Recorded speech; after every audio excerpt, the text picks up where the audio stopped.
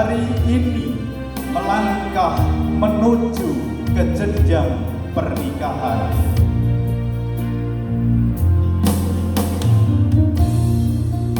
Keluarga yang selalu hadir, selalu ada memberikan masukan dan juga selalu memberikan segala hal terbaik bagi kedua mempelai yang berbahagia.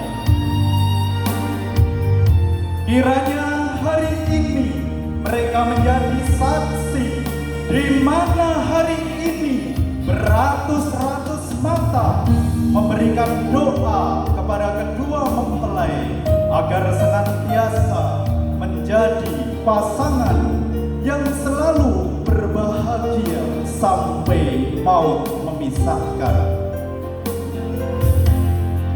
Hadirin tamu undangan yang berbahagia, keluarga tercinta mengantarkan perjalanan panjang yang tentunya akan menjadi jalan bagi mahligai rumah tangga.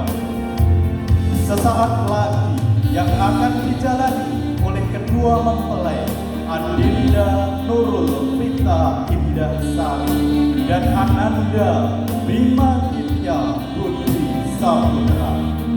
Kiranya doa dari Anda akan mengantarkan dan meringankan jalan bagi keduanya menjadi pasangan yang selalu berbahagia melahirkan putra dan putri soleh dan solihah. Bapak Ibu hadirin tamu undangan yang berbahagia, beri tepuk